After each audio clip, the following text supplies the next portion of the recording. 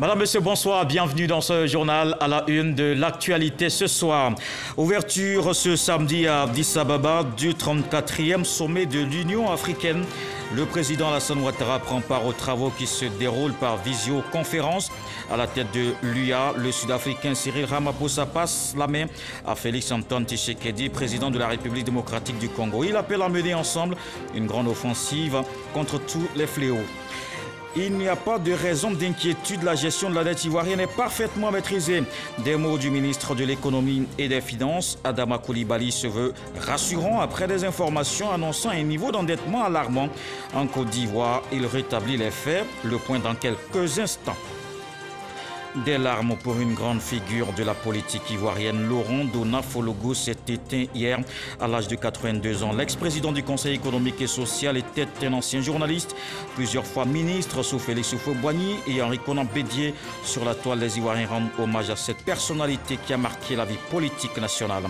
Et puis en RDC, les pro-Félix Tshisekedi arrachent la démission d'Alexis Mouamba, président du Sénat. Ce bras droit de Joseph Kabila était le dernier représentant de l'ancienne mouvance présidentielle dans les plus importantes institutions du pays. Sa famille politique dénonce des actes de violation systématique de la Constitution. Dans ce journal, je vous plonge dans un rythme musical de revendication en armes de défense et d'affirmation de l'identité des Noirs américains. La lutte contre la ségrégation, c'était aussi en chantant. Le jazz sera en liberté dans la page culture ce soir. Comme invité, un passionné de cette musique, auteur de plusieurs ouvrages. Et il porte avec lui cet amour inconditionnel qui finira par faire de lui, si ce n'est déjà le cas, un jazz maniaque. Bonsoir, Sidney Hucher. Bonsoir. Alors, on sait déjà tout sur le jazz d'hier. Est-ce qu'aujourd'hui, on peut lui trouver vraiment quelque chose d'extraordinaire au point d'en faire des inconditionnels comme vous? Difficile, mais pas impossible. Il y a encore des lueurs d'espoir. Il y a des éléments qui sont là. Cette musique est tellement forte. Elle est tellement chargée, tellement riche, tellement parfaite, on va dire, que je crois qu'il faut garder espoir. D'accord. D'accord. Et cher, on vous donne rendez-vous dans une trentaine de minutes, le temps de faire le tour de toute l'actualité. On commence avec cette rencontre des chefs d'État et de gouvernement de l'Union africaine, le 34e sommet ouvert ce samedi par visioconférence à Addis Ababa. Le président Alassane Ouattara prend part aux travaux marqués aujourd'hui par la passation de charges entre le président sortant de l'UA, Cyril Ramaphosa, et Félix-Antoine Tshisekedi, président de la RDC, qui prend la tête de l'organisation. Viviane Aimé.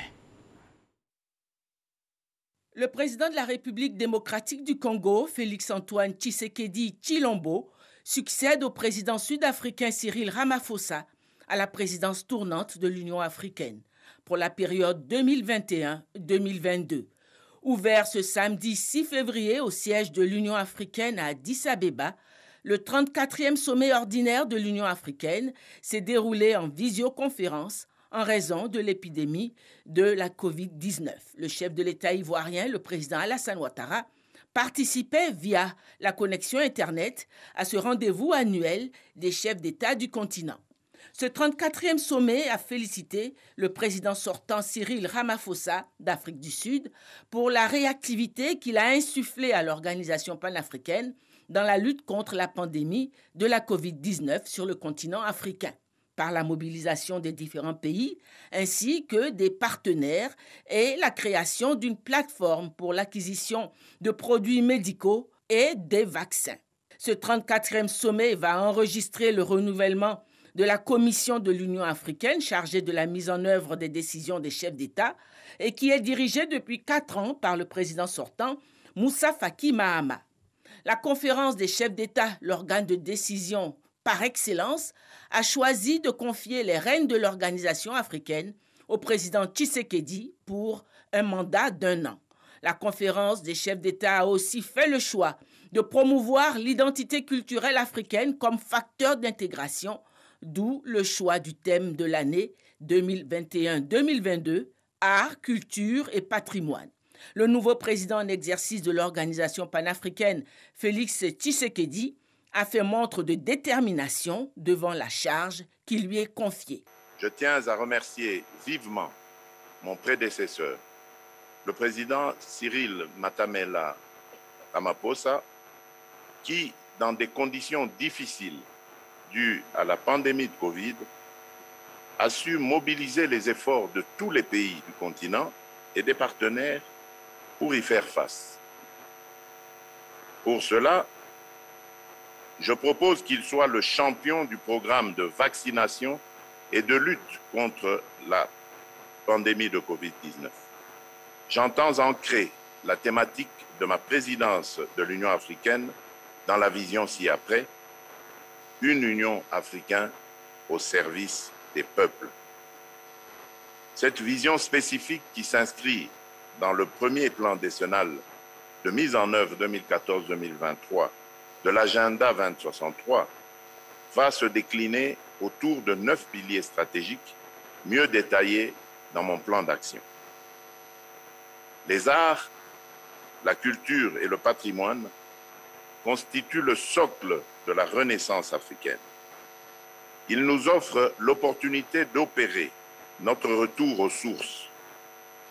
En tant que somme des inventions de l'homme, de ses innovations et de ses combats pour assurer sa survie et son épanouissement, la culture est effectivement, comme le disait Léopold Sédar Senghor, au commencement et à la fin de toute chose, car elle embrasse tous les domaines de la vie.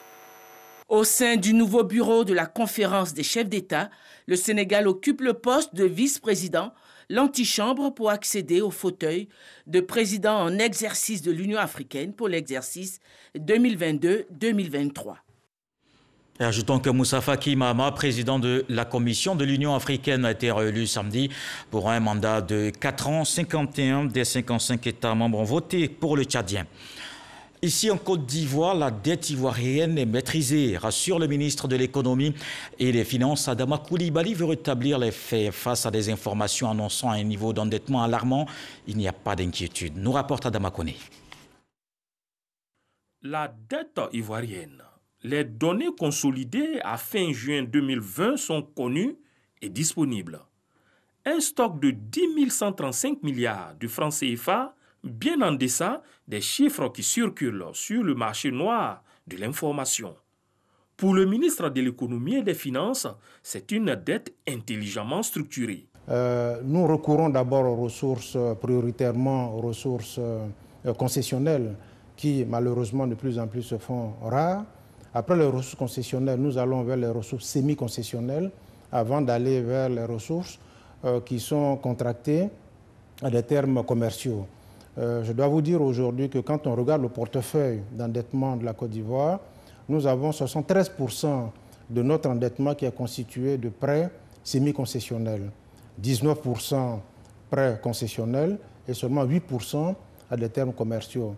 Ça veut dire simplement que la stratégie elle est très bonne parce que nous ne nous endettons pas pour nous endetter.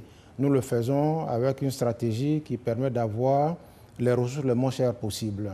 Le gouvernement fait de la viabilité et de la soutenabilité de cette dette une préoccupation majeure. Nous avons été instruits par son Excellence Monsieur le Président de la République à faire en sorte effectivement que nous continuions de gérer la dette de la façon la plus efficace possible. Nous nous attelons à cela et c'est pour cela que nous avons des instruments de gestion de notre dette. On a une stratégie qui encadre en fait notre politique d'endettement, c'est la stratégie de gestion de la dette à moyen terme, l'analyse de viabilité de la dette que nous faisons de façon régulière, qui nous permet de suivre l'évolution de notre dette pour voir si elle est soutenable sur le long terme. Et nous attachons du prix également à la question des agents de notation sur les risques pays. Le pays garde ainsi une signature crédible auprès des bailleurs du fonds. En témoigne l'indicateur dette sur PIB estimé à 43% contre une norme communautaire UEMOA de 70%. Nous respectons nos engagements. Je dois vous dire que nous attachons du prix à cela. Jusqu'à présent, il n'y a pas eu de défaut en fait, de paiement au niveau de la Côte d'Ivoire. Et c'est ce qui nous vaut d'ailleurs d'avoir des notations très bonnes au niveau des agences internationales de notation comme Fitch et Moody's qui nous font un crédit assez important. Et ces crédits sont de nature à permettre justement la facilitation de la mobilisation de ressources auprès des investisseurs. Il est à rappeler que les données de la dette ivoirienne pour fin 2020 sont en traitement, selon le ministre de l'Économie et des Finances, Adama Coulibaly. Une dette maîtrisée, voilà, qui rassure, mais l'émotion étreint. La Côte d'Ivoire est en pleurs depuis hier soir. Laurent Donafologo n'est plus. Cette grande figure politique s'est couchée. L'ancien journaliste et ex-secrétaire général du PDCI s'est éteint à l'âge de 82 ans. Il a été ministre sous la présidence de Félix Houphouët-Boigny, puis d'Henri Konan Bédié. Une vie dont nous parle Alexis Ouedraogo.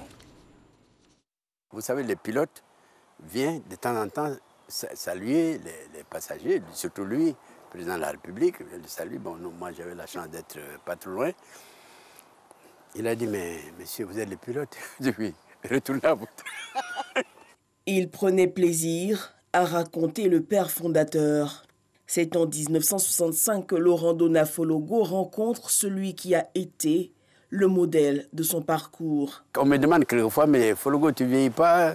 Tu as eu les cheveux noirs? J'ai dit, mais moi, je n'ai jamais vu les cheveux blancs de Houphouët-Boigny. Je ne les ai jamais vus. Laurent Donafologo naît le 12 décembre 1939 à Sinématiali, dans le nord du pays. Grande figure de la politique ivoirienne, cet ancien élève de l'École supérieure de journalisme de Lille fut le tout premier rédacteur en chef du quotidien Fraternité Matin, créé en 1964, avant d'être nommé ministre de l'Information. Après avoir été ministre sans interruption pendant plus d'une décennie dans le gouvernement de Félix Houphouët-Boigny, il fut pendant 4 ans ministre d'État d'Henri Konan Bédié. Laurent Donafologo fut également pendant 10 ans secrétaire général du Parti démocratique, le PDCI-RDA. Sous la présidence de Laurent Gbagbo de 2000 à 2011, il est nommé à la tête du Conseil économique et social. Après avoir lancé son parti, le Rassemblement pour la paix, en 2008, il quitte définitivement la vie politique en 2015. Laurent Donafologo entretiendra de bonnes relations avec tous les acteurs politiques.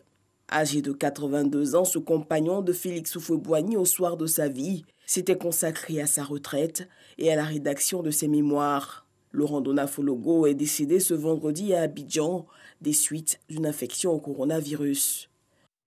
De Péguéka à Abidjan, comme partout ailleurs, sur la toile des hommages rendus à cet homme politique, les Ivoiriens multiplient les qualificatifs pour pleurer Laurent Donafologo. Je vous propose quelques réactions.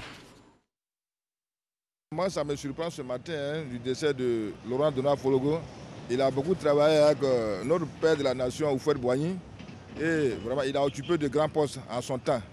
Et juste à ce jour, vraiment, il est assis tranquillement, mais aujourd'hui, j'apprends son décès, vraiment, ça me peine un peu. Mais il a beaucoup œuvré pour la Côte d'Ivoire. Il a fait beaucoup de choses aux côtés du feu, il a appris beaucoup de choses à ses côtés. Et il est venu au Conseil économique et social. Il a aussi produit des conseils à ces jeunes qui sont restés aujourd'hui derrière lui. Vraiment, ça me peine un peu. Cela suscite un grand chagrin parce qu'il a été quelqu'un de bien, il a travaillé au sein du pays et il a fait beaucoup de choses. Et sa mort est vraiment une grande perte. Tout d'abord, je présente mes condoléances à la famille. Et ce monsieur, c'est un grand homme qui a servi l'État de Côte d'Ivoire. Même tous les enfants le connaissent. C'est un monsieur qui est ouvert. Ce qu'on doit retenir de son passage dans les différents gouvernements, depuis le temps d'Houphouët jusqu'à aujourd'hui, je pense qu'il a essayé tant bien que mal de prôner la paix et d'essayer de trouver un point de conciliation au niveau de chaque parti. Ouais, c'est ce que moi je retiens de cet homme d'État. C'est un grand homme politique qui parle. La réaction des partis politiques dans les prochaines éditions. Vivement la fin de cette Covid-19 et dans cette lutte contre la pandémie, il ne faut pas relâcher dans l'observation des gestes barrières.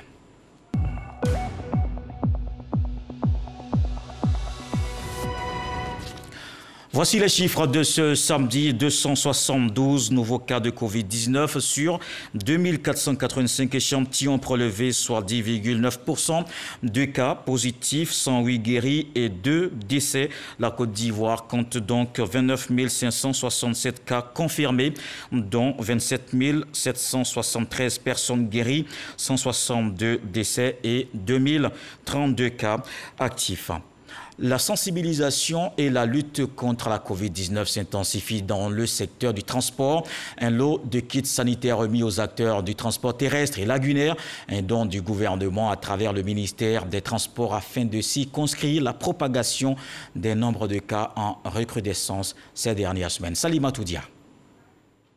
50 000 masques de protection et 100 cartons de gel hydroalcoolique répartis entre acteurs du transport terrestre et lagunaire par l'autorité de la mobilité urbaine dans le Grand Abidjan. Il faut qu'on redouble d'efforts et que d'ores et déjà, on oblige un peu tous les usagers qui prennent les transports en commun, c'est un appel qu'on lance, qu'ils se procurent un cache-nez, qu'ils continuent, n'est-ce pas, d'utiliser les gels hydroalcooliques et le lavage des mains qui visiblement n'est pas aussi cher que ça. Des petites observations doivent être faites pour qu'on puisse aussi se protéger et protéger les autres. Le secteur des transports a enregistré 110 milliards de francs CFA de pertes en raison de la crise sanitaire, selon une étude. Le retour aux mesures restrictives, notamment le confinement, n'est pas à leur avantage, d'où l'adhésion à une sensibilisation intensive. Le virus ne se déplace pas, mais c'est les êtres humains qui se déplacent avec le virus.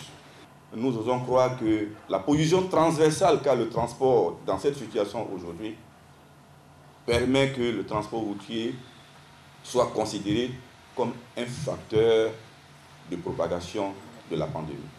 Le geste, il est symbolique certainement, mais le geste, il est important.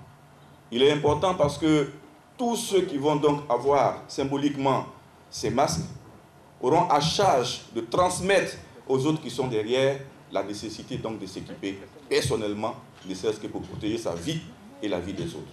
La Mouga apporte ainsi sa voix à celle d'une vaste sensibilisation déjà entreprise auprès des populations pour le respect des mesures barrières. Et cette crise sanitaire a aussi fortement impacté le monde agricole. Dans la filière NACAD, on pense à booster la transformation locale. Les acteurs nationaux et internationaux sont en conclave. On le verra avec Noël Niagno. Ils entendent capter toutes les opportunités pour relever les défis du secteur. Le cajou, le combat de la production est désormais un acquis. Téné, pour la campagne 2020, la production est de plus de 800 000 tonnes. Un record selon les autorités du Conseil coton à NACAD. Le nouveau challenge, porter le taux de transformation à 50% contre 10% actuellement, surtout que le marché du cajou est très étroit. Nous avons 2 clients qui absorbent 99% de nos exportations. C'est un risque majeur que nous voulons minimiser en faisant la transformation localement. Face à un tel défi, il faut mettre en place une politique de transformation du cajou audacieuse. D'où la nécessité d'identification des acteurs, identification aussi de leurs avantages comparatifs pour un développement harmonieux de la chaîne des valeurs. Mettre tous les efforts bout à bout afin que la chaîne de valeur de la noix de cajou soit couverte par leur intervention et nous compléter là où nous sommes, j'allais dire, un peu faibles. C'est le lieu d'indiquer que pour la seule année 2020, le secteur de la transformation a fait un bond qualitatif avec 100 000 tonnes de noix brutes transformées, soit une croissance de 12% par rapport à 2019.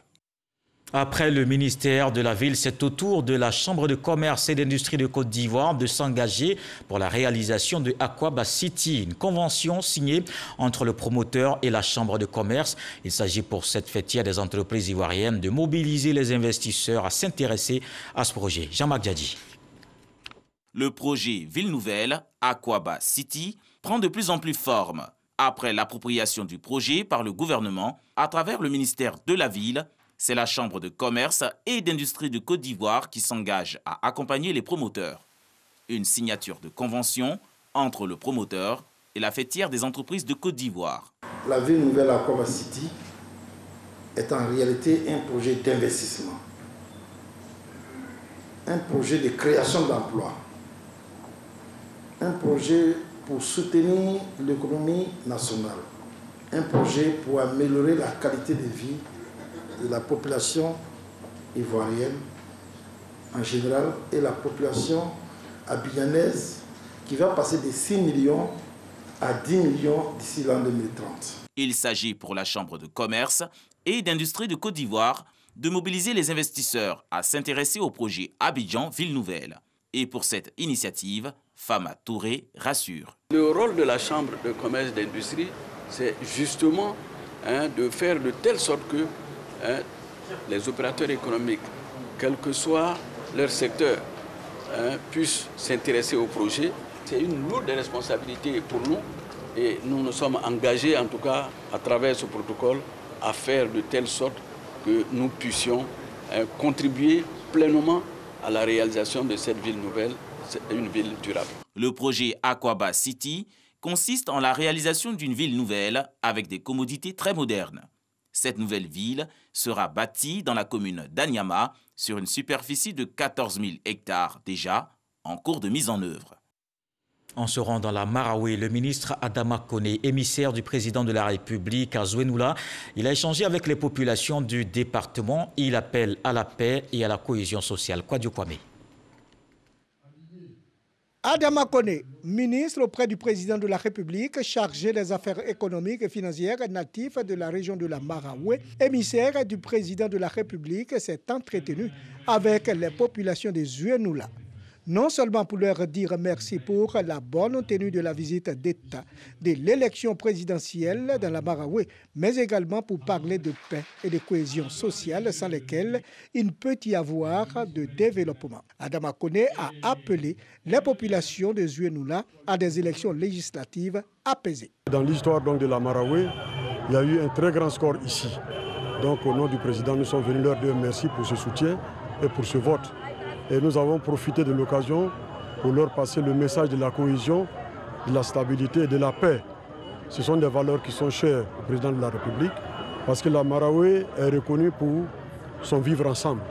Parce que c'est une région où il y a une population cosmopolite et ça ne date pas d'aujourd'hui. Message bien perçu par les hôtes du ministre auprès du président de la République chargé des affaires économiques et financières. Le président de la République, c'est quelqu'un qui pense beaucoup aux femmes, qui pense beaucoup à sa population. Donc ce message-là, ça ne nous étonne pas.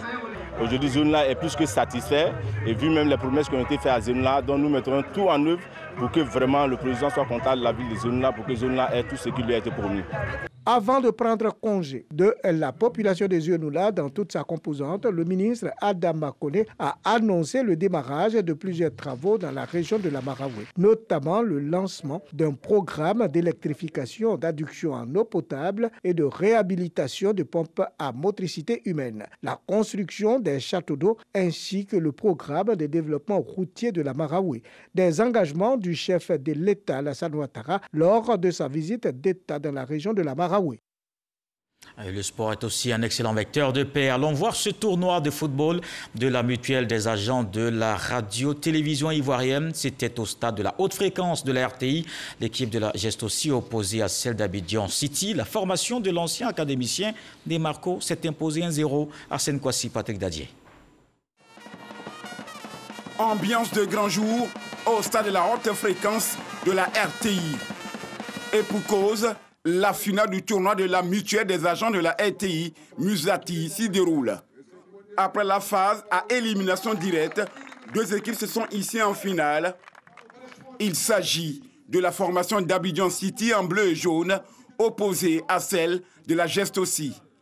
Bien entrée dans le match, l'équipe des pétroliers s'offre de multiples occasions à l'image de la tentative de Ben Kader qui trouve le montant droit du gardien. À force de manquer les opportunités, ils finissent par se faire punir sur un pénalty parfaitement transformé par Bamba Diomandé. Un avantage que les Citizens préservent jalousement jusqu'à la fin de la partie. Grâce à ce succès étriqué, Abidjan City s'adjuge la compétition de la Musati, dotée du trophée Fosseni Dambélé. Nous avons assisté à un match où il y avait la technique d'Abidjan City face au physique des pétroliers. Et je crois qu'Abidjan City a fini par les avoir à l'usure. Une première sortie sportive, je pense que le pari est gagné. Le ministère de la Santé se réjouit d'être associé à un tel événement. Nous avons assisté à une belle prestation qui a vu Abidjan City FC l'emporter. Dans la petite finale, l'équipe de la RTI en vert s'est imposée sur la plus petite marque à l'Académie Ayoka Unité. L'unique but de Christian Douyou sur pénalty en seconde période a suffi au bonheur des hommes de la Maison Bleue qui terminent 3e du tournoi de la mutuelle des agents de la RTI. Dans le reste de l'actualité, en RDC, après avoir obtenu le départ du Premier ministre et celui de la présidence de l'Assemblée nationale, les pro-Félix Tshisekedi sont parvenus à arracher la démission d'Alexis Mwamba, président du Sénat. Ce bras droit de l'ancien président Joseph Kabila était le dernier représentant de l'ancienne mouvance présidentielle dans les plus importantes institutions du pays. Dans son entourage, la pétition le visant n'était pas une surprise. Selon la famille politique de Joseph Kabila, Félix Tshisekedi s'illustre par des actes de violation systématique de la Constitution et de différentes lois de la République pour s'imposer.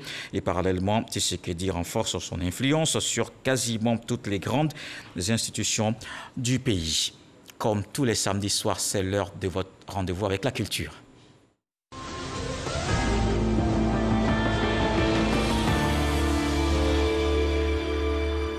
Depuis décembre 2020, le concept pièce unique créé par le peintre Jacob Leu permet à plusieurs artistes et créateurs d'avoir un espace d'expression pour la visibilité de leur art. Une nouvelle exposition dans le même concept s'est ouverte le vendredi.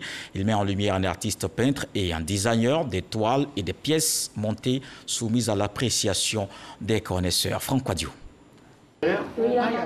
C'est un espace dédié à la culture. Nous sommes à pièce unique et la soirée est particulière. Férus et amoureux de l'art découvrent des techniques artistiques, le design basé sur les matériaux locaux de César Dogbo et l'acrylique et goudron sur toile. Mambois qui s'inspire des enfants de la rue. Donc lui, ses œuvres, il essaie de mettre en évidence, mettre en lumière ces enfants-là que nous ignorons souvent. Donc il travaille d'abord sur du carton, qui représente en général le matelas ou la natte de ces enfants-là. Après, nous avons les fonds noirs, donc, qui donnent l'impression du goudron, parce qu'ils sont dans la rue. Et puis après, il y a des couleurs d'espoir, donc des couleurs lumineuses. L'originalité dans la démarche, la chose la mieux partagée pour les deux artistes. Mieux le design, par exemple, qui en plus de l'agréable se donne pour mission répondre à une nécessité. De faire avec ce qu'on a. Parce que très souvent, les gens ils te disent, bon, c'est un peu difficile, on n'a pas l'argent, on n'a pas ça. Mais à côté de toi, il y a une corde qui traîne. À côté de toi, il y a un bout de fer qui traîne. À côté de toi, il y a un bout de bois qui traîne. Okay? Avec ça, déjà, on peut faire des choses. C'est une façon de voir les choses. C'est une philosophie, tu vois, non, pour que le design soit accessible. Et c'est justement ce qu'encouragent les promoteurs de cet espace, notamment la Fondation Bénédicte Jeanne Kakoudiagou. L'exposition est un creuset de valorisation du talent. Nous avons 22 pièces, dont 6 pièces design, mais chaque pièce est unique. Puis nous avons 16 peintures que nous pouvons retrouver à la Fondation BJKD jusqu'au 28 février. Donc l'exposition va durer pratiquement un mois. Visiteurs, amateurs et étudiants, un regard multiforme à cette exposition. Il a une manière un peu particulière, un peu spéciale de peindre cette toile. Mais en tout cas, c'est beau. Pièce unique, c'est aussi un canevas pour d'éventuelles rencontres et activités artistiques diverses. Avec Issa Tchonayo, on s'intéresse au 7e art. Bientôt, la création d'un musée et d'une bibliothèque. L'Office national du cinéma partage l'information avec les professionnels du secteur. Une rencontre tenue mardi dernier. L'ONACSI annonce aussi l'acquisition de matériel de pointe pour le tournage des films. L'ONACSI, Office national du cinéma en Côte d'Ivoire, est à pied d'œuvre pour faire du 7e art ivoirien un secteur porteur et rentable. Une rencontre est donc organisée avec les acteurs du cinéma. Au menu, la création d'un musée de cinéma, d'une médiathèque et l'acquisition de matériel de pointe de plus d'1 milliard de francs CFA. Nous allons essayer d'accompagner. Tous les cinéastes n'ont pas les moyens pour louer du matériel et c'est la manière pour le gouvernement d'accompagner donc ce secteur, ce qui va d'ailleurs nécessiter des vocations. Vous avez des jeunes qui s'intéressent au cinéma, mais pour y être, il faut réaliser des films. Ben, ceux-là qui n'ont pas les gros moyens, nous allons les accompagner. Voilà un peu la priorité pour nous pour le moment. Une chose est de tourner des films. Une autre est de les rendre accessibles au public à travers des projections dans des salles de cinéma. Or, en la matière, un déficit de salles de projection existe en Côte d'Ivoire. L'ONACSI promet d'y remédier, ce à la grande satisfaction des professionnels de ce secteur. Sans salle de cinéma, ils vivront comment? C'est ça la réalité. Nous espérons très sincèrement que la confirmation des moyens en cours, je dirais même déjà obtenus, puisse réhabiliter les salles citées. Quant au tournage des films, la Côte d'Ivoire dispose de matériel de dernière génération. Une nouvelle qui réjouit les cinéastes impatients de savoir les modalités de son utilisation. Le directeur de l'ONACSI vient de nous dire qu'il y a un certain nombre de dispositions qui sont prises pour booster le cinéma. Mais nous, on attend de voir, puisque on a parlé de nouveaux matériels qui est arrivé, l'appui et tout cela. Quand un cinéaste fait un budget de 1 milliard, 2 milliards de tournage, les 70% vont dans le matériel. Et c'est ce qui fait que nous, les acteurs, on n'a rien. Parce qu'on ne peut pas nous payer à notre hauteur. Parce que le matériel prend tout. Mais si la Côte d'Ivoire a du matériel, je tire mon chapeau. La formation des professionnels à l'écriture scénaristique, la construction d'une cité du cinéma, la poursuite de l'appui à la promotion cinématographique par le biais du FONSIC, Fonds de soutien à l'industrie cinématographique, font partie des perspectives de l'ONACSI pour les cinéastes ivoiriens.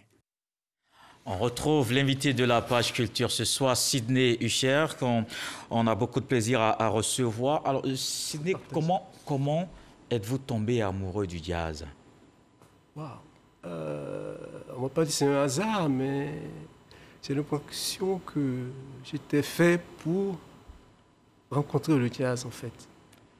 Comment ça s'est passé? Comment vous avez rencontré ces premières notes? Oui, en fait, ça a commencé par...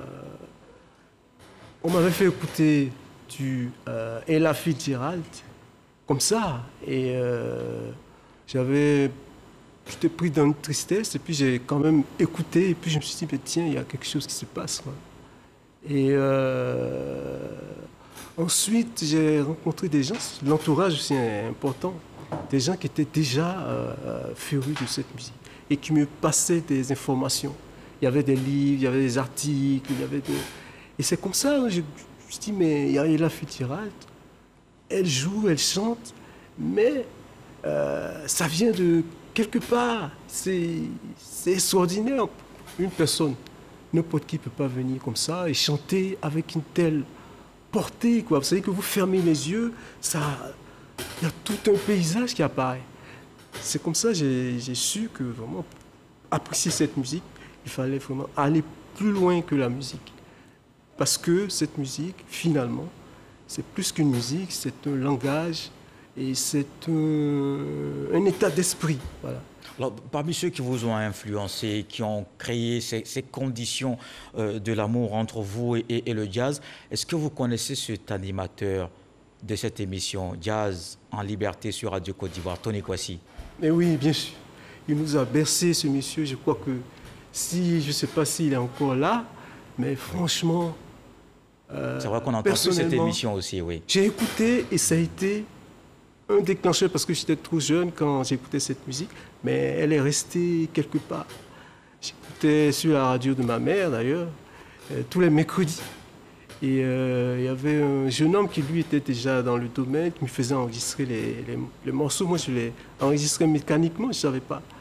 Et tout ça, en fait, a abouti à... Je dirais que c'est une explosion, en fait. Une explosion qui a fait que... Mais bref, je remercie ce monsieur. C'est vraiment un grand homme. Il avait déjà... Je comprends aujourd'hui la passion qu'il a. Aujourd'hui, je comprends cette passion. Parce que c'est parce que la musique, je crois qu'il a lui aussi rencontré des musiciens.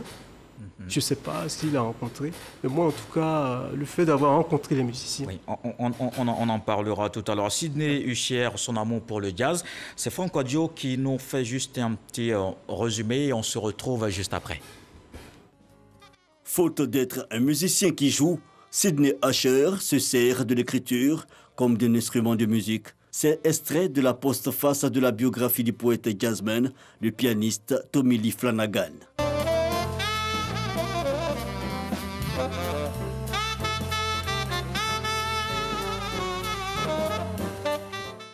Lee Flanagan, l'homme lyre du jazz, plutôt perçu comme un booster de talent, par exemple, en 1963, avec Ella Fitzgerald en tournée.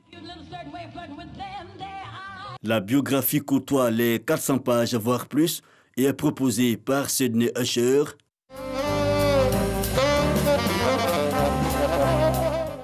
Qui est Sonny Rollins? Encore un essai biographique sur une icône du genre. Dans l'œuvre, tout un parcours musical couché sur papier. Fiche technique, titre et collaboration de l'auteur, mais peu de commentaires de ce dernier. Une démarche volontaire.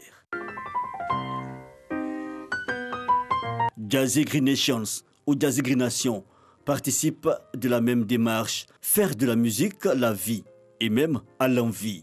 Finalement, comme le conclut l'auteur, 3 œuvres pour mieux connaître ces faiseurs de jazz, la musique de l'esprit, des hommes engageants et attachants.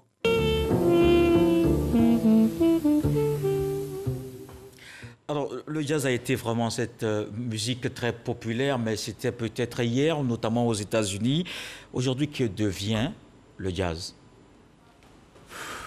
On est à la fois triste, mais parce qu'il a perdu de son essence. On n'a pas des musiciens qui étaient avant-gardistes. Peut-être que c'était lié à une époque assez charnière quand même.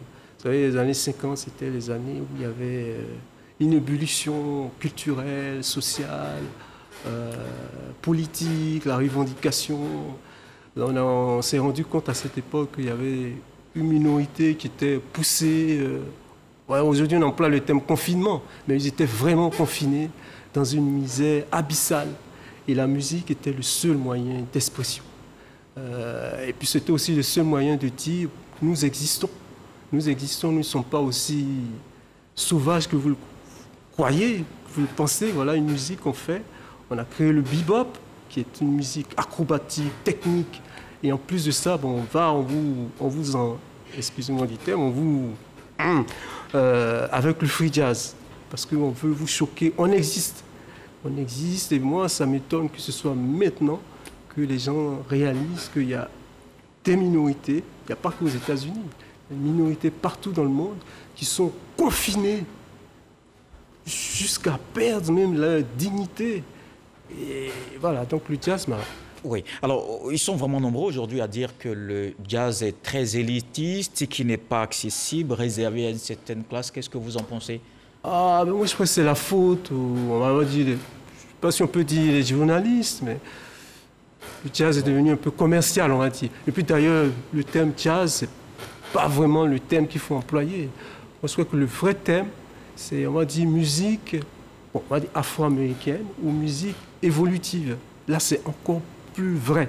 Parce qu'on dit jazz, bon, c'est... Donc, dans cette démarche de commercialisation de la musique, on est parvenu, il y a des gens qui sont parvenus à faire croire que, bon, quand on écoute du jazz, qu'on est à un niveau... Peut-être parce que cette musique est quand même difficile à décoder. Non, pas du tout. C'est quand même compliqué à comprendre. En fait, elle est difficile. Pourquoi? Parce que ceux qui jouent sont très exigeants. Moi, les musiciens que j'ai rencontrés m'ont dit, voilà pourquoi moi j'ai beaucoup apprécié. Gary Bartz. Gary Bartz me dit, j'ai une interview, il me dit, je dis, mais vous êtes très doué quand je vous écoute, comment? Il me dit, mais je travaille. Je dis, mais vous travaillez comment? Vous travaillez avec des gens? Il dit, non. Moi, quand je travaille, c'est 10 heures par jour. Quand moi je l'ai interviewé, il avait 60 ans et quelques. 10 heures par jour. Et même Sonny Rollins, quand vous l'écoutez... Oui, Sonny Rollins qui est pour vous vraiment l'exemple parfait du jazz. Alors pourquoi c'est l'exemple parfait? Parfait de l'intégrité musicale. On a des gens qui sont quand même bien connus, Charlie Parker, qui ont d'ailleurs inspiré Sonny Rollins. Oui, bien sûr. Parce que Sonny Rollins, justement, ce qui fait sa richesse, c'est qu'il était le pont entre l'ancienne génération et la nouvelle. C'est-à-dire qu'il est né en 1930, là où il y avait Louis Armstrong, Duke Ellington. C'est grand nom, oui. Et il grandit dans un quartier où il y a Coleman Hawkins, qui lui est au-delà même d'être de la vieille école, avait un volume, voilà. Donc il lorgnait Coleman Hawkins et il admirait Charlie Parker, Dizzy Gillespie. Donc il a emmagasiné cette musique. Et bon, le free jazz est arrivé, mais il était tellement... Oui. Alors, à la page 149 de votre ouvrage, qui est Sonny Rollins, on peut lire qu'il est l'un des rares survivants d'une ère du jazz qui ne sera jamais égalée. Est-ce que ça veut dire que vous êtes pessimiste quant à l'avenir? Oui, il faut dire la vérité. Le jazz, c'est fini? Oui, parce que regardez un peu aujourd'hui, qu'est-ce qui se passe, quoi. les variantes, on nous parle de Covid, mais en fait c'est une variante de l'argent, système de profit. Même Sonny Rollins, il le dit même. Il dit... Sur la Covid, vous n'allez quand même pas aller jusqu'à minimiser la maladie, ce soit non, je ne minimise pas. Non, voilà, pas du tout. d'accord. Mais justement, il faut être... Non, oui. Soyons quand même... D'accord. Il y a la politique, mais il y a une réalité qui est là. C'est que il est temps de mettre l'homme au cœur de tout acte et toute action. Alors Sidney n'est pas seul. On le voit sur ce plateau avec sa guitare. Ouais. Est-ce que ça veut dire qu'en dehors des écrits, en dehors de ce que vous aimez dire sur le jazz, vous savez aussi jouer? Oui, peut-être que c'est là où on dit le jazz, c'est comme je vous dis, c'est pas seulement des... Peut-être quelques ça vient de loin, quoi. Peut-être quelques notes pour terminer rapidement. Oui. Bon, on n'a pas fait de... C'est la fin. On n'a pas fait de balance, on n'a pas fait de... Mais j'ai été obligé de... Juste une ou deux notes et puis on termine. Ouais.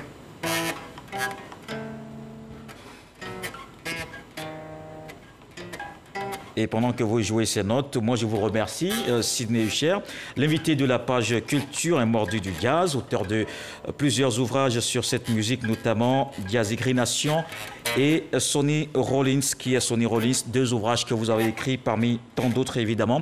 Merci d'avoir suivi ce journal, il est terminé. Voilà ce que dit le sage ce soir sous cette belle musique de jazz. Quiconque taquine un nid de guêpe doit savoir courir. Dieu le voulant, on se retrouve demain.